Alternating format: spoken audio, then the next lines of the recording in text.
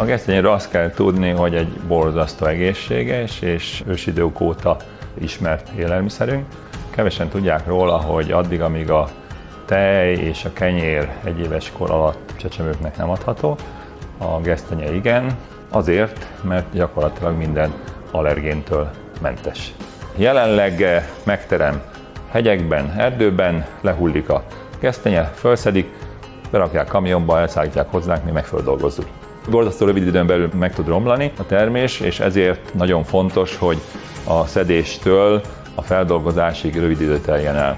50 főállású dolgozónk van, zömében környékbeliek, de kampányidőszakban, ez október-november, ekkor duplájára nő a létszám, ilyenkor egy felfogozott állapot van nálunk, 2 műszakban dolgozunk, jönnek a kamionok és dolgozzuk föl napi szinten.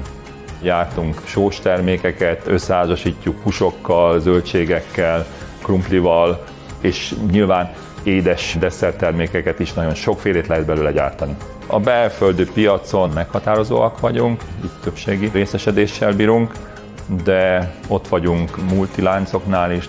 Hál' Istennek jelentős az exportunk is, a magyar piacot, belföldi piacot már kinőttük. Mi azon dolgozunk, hogy még több fajta gesztenyés termék legyen kapható. Aki szereti az egészségét, annak bátran ajánlom, fogyassza a magyar gesztenyét.